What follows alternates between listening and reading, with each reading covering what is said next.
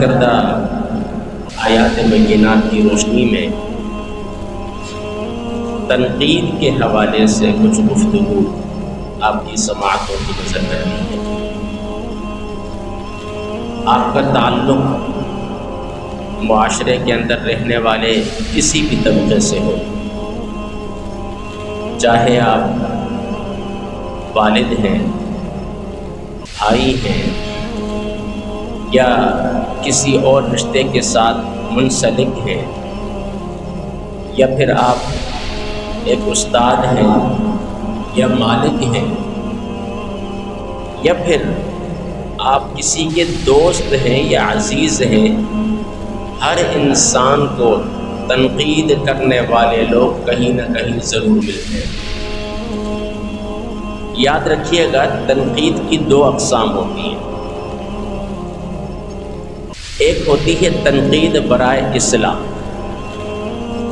اور دوسری ہوتی ہے تنقید برائے تذلیل۔ تنقید کا مطلب کیا ہے؟ تنقید کا مطلب یہ ہے کہ اگر آپ کے اندر کوئی بھی غلطی ہے اور آپ کو سمجھانے والا کوئی شخص نرم لہجے میں آپ کی غلطی پر آپ کو متنبہ کر رہا ہے اور احسن انداز میں سمجھا رہا ہے، تو سمجھ جائیں کہ وہ شخص آپ کی اصلاح کرنا چاہتا ہے۔ اور اگر کسی دانا نے یہ بھی لکھا کہ اگر کسی کے پاس کسی بات کی دلیل نہ ہو تو وہ شخص پھر تنقید پر اتر آتا ہے۔ ہم دیکھتے ہیں ایک بھائی تھوڑا سا کامیاب کیا ہو جائے، ناراض بھائی جو اپنا خون ہوتا ہے وہی اپنے بھائی پر تنقید کرنے لگتا ہے۔ اور ہم نے یہ بھی دیکھا کچھ ایسے لوگ ہوتے ہیں جو گناہوں سے توبہ تائب ہونے کے بعد نیک ہو جاتے ہیں۔ اس کے پرانے دوست، اس کے پرانے حلقے کے ملنے والے دوست یار سارے بار بار یہی کہتے ہیں، ابھی چھوڑنا یار، میں تجھے جانتا ہوں تو پہلے کیسا تھا۔ ہم لوگ کیا کرتے ہیں، پھر ماضی کو چھوڑتے نہیں ہیں۔ وہ ایک شخص تھا جو نیک ہوا، نیک بنا اور دعوت و تبلیغ کے کام پر گیا۔ اب دعوت و تبلیغ کرنے والے جو لوگ تھے، جو حلقہ تھا، وہ ہر جگہ جا کر لوگوں کو دعوت دیتا اور کہتا کہ بھائی دیکھیں، دلوں میں باتیں اللہ ڈالتا ہے، دلوں میں باتیں اللہ ڈالتا ہے، اور اللہ ہی ہے جو انسان کو ہدایت دیتا ہے۔ ان کے ساتھ جو تھا دعوت دینے والوں میں ایک چرسی تھا، ایک نشئی تھا، اس کو ہر جگہ ساتھ لے کر جاتے کہ بھائی دیکھیں، اس کے دل میں بھی اللہ نے بات ڈال دی، اس کو ہدایت دی، اور آپ کو معلوم ہے یہ پہلے چرسی تھا۔ جدھر جائیں اس کا تعارف چرسی کے حوالے سے کروائیں۔ تو اس نے کہا بھائی میں جب چرسی تھا تو اتنا بدنام نہیں تھا جتنا کہ تم نے مجھے بدنام کر دیا۔ تو یاد رکھیں، تنقید برائے اصلاح ہونی چاہیے، تنقید برائے تذلیل نہیں ہونی چاہیے۔ ہم لوگ اصلاح کم کرتے ہیں، تذلیل زیادہ کرتے ہیں، اور جس کی بدولت پھر محبتیں جنم نہیں لیتی، پھر نفرتیں، کدورتیں، عداوتیں، تفریقیں، جدائیاں دلوں میں پیدا ہوتی ہیں۔ پھر آپ نے دیکھا دو بھائیوں کو لڑوانے کے لیے اور کچھ نہیں کرنا پڑتا، دوسرے کے دل میں بھائی کی نفرت کے لیے ایسے جملے بولے جاتے ہیں کہ وہ بھائی کوئی بھی تہوار آ جائے، کوئی بھی بڑا دن آ جائے، وہ بھائی کو سلام کرنے کی ہمت کوشش نہیں کرتا، کہتا ہے میں اس سے کیوں سلام کروں۔ تو یاد رکھیں، تنقید کرنے والے لوگ آپ کو ہر جگہ ملیں گے۔ اقبال نے بھی کہا تھا نا، عقل کو تنقید سے فرصت نہیں، عقل کو تنقید سے فرصت نہیں، عشق پر اعمال کی بنیاد رکھ۔ اب علامہ اقبال کا یہ شعر دیکھیں اور پھر کسی دانا کا یہ قول دیکھیں دانانوں نے لکھا ہے کہ تنقید اللہ رب العالمین کی نعمتوں میں سے ایک عظیم نعمت ہے۔ اگر آپ کامیاب ہو رہے ہیں اور کوئی آپ کی تنقید کر رہا ہے، آپ کو نیچا دکھانا چاہتا ہے، تو فرمایا یاد رکھیں کہ اللہ نے آپ کو کامیاب کر دیا۔ اور فرمایا اگر آپ کے اندر کوئی خامی ہے، کوئی غلطی ہے، اور کوئی بڑا آپ کو یا کوئی دانا شخص آپ کو اس عمل پر، اس فعل بد پر آپ کو تنقید کا نشانہ بنا رہا ہے، تو یاد رکھیں آپ اپنی غلطی کی اصلاح کر لیں اور شکر کریں کہ آپ کی زندگی کے اندر تنقید کرنے والے ایسے لوگ ملے جنہوں نے آپ کی اصلاح کی اور غلط راستے پر جس پر آپ چڑھنے والے تھے اس سے آپ بچ گئے۔ تنقید کا دورہ ہے۔ یہاں پر تو قرآن کریم کے احکامات پر تنقید کی جاتی ہے، یہاں پر تو انبیاء کرام پر تنقید کی جاتی ہے، یہاں پر تو صحابہ کرام رضوان اللہ تعالی علیہم اجمعین جیسی جماعت پر تنقید کی جاتی ہے، اور کبھی کبھار تو ایک صحابی کو تنقید کا نشانہ بنایا جاتا ہے، اور کبھی کبھار تو بڑے بڑے اکابر علماء جو حیات ہیں ان کو بھی، جو دنیا سے چلے گئے ان کو بھی تنقید کا نشانہ بنایا جاتا ہے۔ یاد رکھیے گا انبیاء کرام، قرآن مجید، صحابہ کرام کی تنقید بہت دور کی بات ہے۔ صرف آپ یہ حدیث مبارکہ سماعت کریں جس کے راوی حضرت علی المرتضیٰ رضی اللہ تعالی عنہ ہیں۔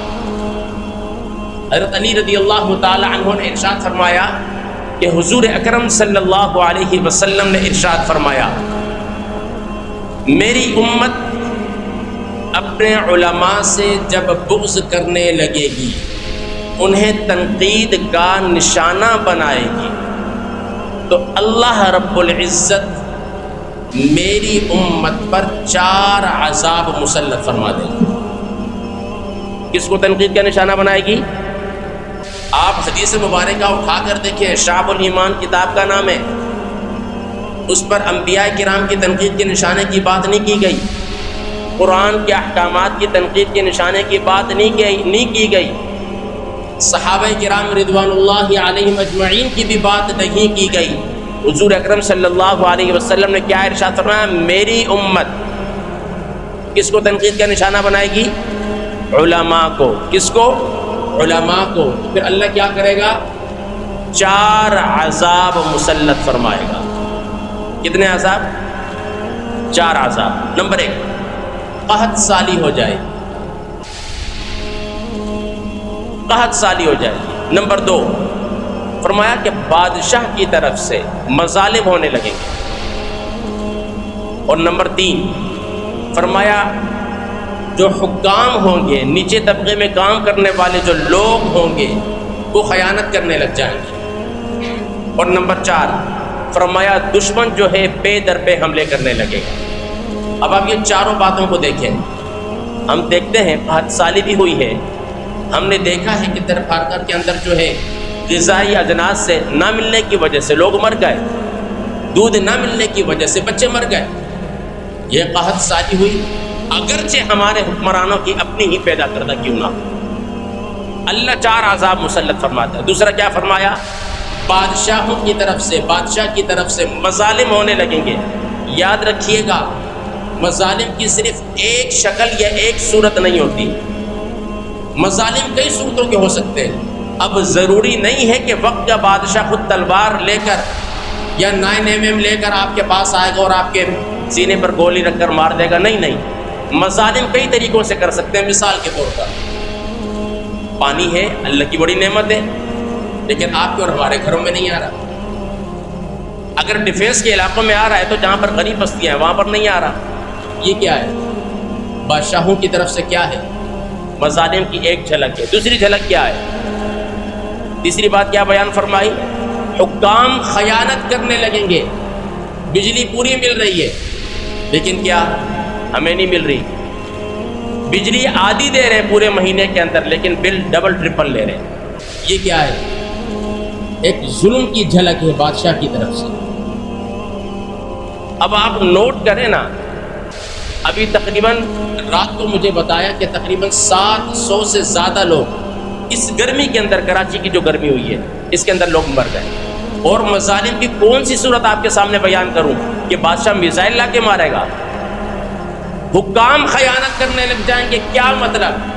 آپ تو ٹیکس پے کر رہے ہیں، آپ تو بل بھر رہے ہیں. وجہ کیا ہے کہ آپ تو بل بھر رہے ہیں اور ساتھ والا دوسرے علاقے والا نہیں بھر رہا، اس کی وجہ سے آپ کو بھی پریشانی کا سامنا کرنا پڑ رہا ہے. تو یاد رکھیے گا جب بادشاہوں کے مظالم ہونے لگ جائیں تو سمجھ جائیں کہ قوم علماء کو تنقید کا نشانہ بنا رہی. اب آپ یہ بھی سوچیں کہ جس امت کے علماء کو اگر تنقید کا نشانہ بنایا جائے، اللہ اس قوم پر اتنی بڑے 4 عذاب مسلط فرماتا ہے. اور جس قوم میں بسنے والے لوگ قرآن کو تنقید کا نشانہ بنائیں، صحابہ کرام کو تنقید کا نشانہ بنائیں، انبیاء کرام کی ذات کو تنقید کا نشانہ بنائیں، تو سوچیے اللہ پھر کیسے عذابات مسلط فرمائے گا. ابھی تو ابتدا ہے نا، ابھی تو ابتدائے عشق ہے. روتا ہے کیا، آگے آگے دیکھ ہوتا ہے کیا. یہی ہے، عقل کو تنقید سے فرصت نہیں. ہم تنقید کرنے بیٹھ جائیں تو پھر ہمارے سے بڑا تنقید کرنے والا کوئی ملے گا نہیں. لیکن جب اصلاح کی بات کرنے آ جائیں، اصلاح پر آ جائیں، پھر ہم کہتے ہیں چلیں جی موضوع ہی بدل دیتے ہیں. کسی دانا نے یہ بھی کہا تھا، دنیا میں سب سے آسان کام کسی کے اچھے عمل پہ تنقید کرنا ہے. آپ نے کوئی اچھا کام کیا اور آپ کے ساتھ والا وہ کام نہیں کر سکا، اب وہ آپ کو نیچا کیسے دکھائے گا؟ یا تو آپ کے ماضی کے اوراق پلٹے گا، آپ کے عیب تلاش کرے گا. اگر اس کو آپ کے عیب نظر نہیں آئے تو وہ آپ کے آباء و اجداد تک جائے گا، کہے گا میں جانتا ہوں اس کا باپ بھی شرابی تھا، اس کا دادا بھی شرابی تھا، یہ ایسے تھے، یہ ایسے تھے. ہم لوگ جب تنقید کرنے پر آ جائیں تو ذاتیات پر جاتے ہیں. میں نے پہلے کہا کہ تنقید کی 2 اقسام ہیں، تنقید برائے اصلاح اور تنقید برائے تذلیل. تو ہم نے کسی کو ذلیل نہیں کرنا. یاد رکھیے گا حضور اکرم صلی اللہ علیہ وسلم نے ارشاد فرمایا، حدیث مبارکہ کا مفہوم ہے، فرمایا تمہیں اپنے بھائی کی آنکھ میں تنکا تو نظر آ جاتا ہے، تمہیں اپنے بھائی کی آنکھ میں تنکا تو نظر آ جاتا ہے. کیا مطلب؟ محدثین فرماتے ہیں کہ تم اپنے بھائیوں کی پر تنقید کرنے پر آؤ تو بال کی کھال بھی اتارتے ہو، بال کی بھی کھال اتارتے ہو، اور اپنی طرف اپنے اندر تمہیں کچھ نظر نہیں آتا. ہم کیا کرتے ہیں؟ دوسرے کے عیبوں کو تلاش کرتے ہیں. اور اللہ رب العالمین نے حدیث قدسی میں ارشاد فرمایا جس انسان نے دنیا میں کسی دوسرے انسان کی پردہ پوشی کی، اللہ فرماتا ہے قیامت کے دن میں اس کے گناہوں کی پردہ پوشی کروں. کتنا آسان عمل ہے، لیکن ہمیں پتہ نہیں. کوشش یہ کیا کریں کہ تنقید نہ کیا کریں. اور یاد رکھیں تعریف کی بھی 2 اقسام ہوتی ہیں. جہاں پر تنقید کی 2 اقسام ہیں وہاں پر تعریف کی بھی 2 اقسام ہیں. نمبر 1 تعریف برائے خوشامد، اور دوسری ہے تعریف برائے حوصلہ افزائی. اب آپ کو پتہ ہے کہ یہ آپ کے دشمن کا بچہ ہے، اب مجبوراً آپ کو مہمان خصوصی بنا دیا گیا. اب آپ اس کی تعریف بھی کریں گے، سر پر ہاتھ بھی رکھیں گے. یہ تعریف برائے خوشامد کہلاتی ہے. یہ کیا کہلاتی ہے؟ تعریف برائے خوشامد. جیسے مثال کے طور پر آپ کا سامنا ہمیشہ ایک ایسے افسر سے ہوتا ہے جو آپ کے دل میں نہیں اترا، اور آپ کو معلوم ہے کہ یار یہ کرداراً صحیح نہیں ہے، یا افعالاً صحیح نہیں ہے، یا عملاً صحیح نہیں ہے، لیکن آپ کو پتہ ہے کہ یار روزانہ میرا اس سے سامنا ہوتا ہے. اب دل میں بسا نہیں سکتے، لیکن کیا کرتے ہیں، کبھی جا کر منہ پر اس کے سامنے کھڑے ہو کر چھوٹی سی مسکراہٹ چہرے پر لے آتے ہیں.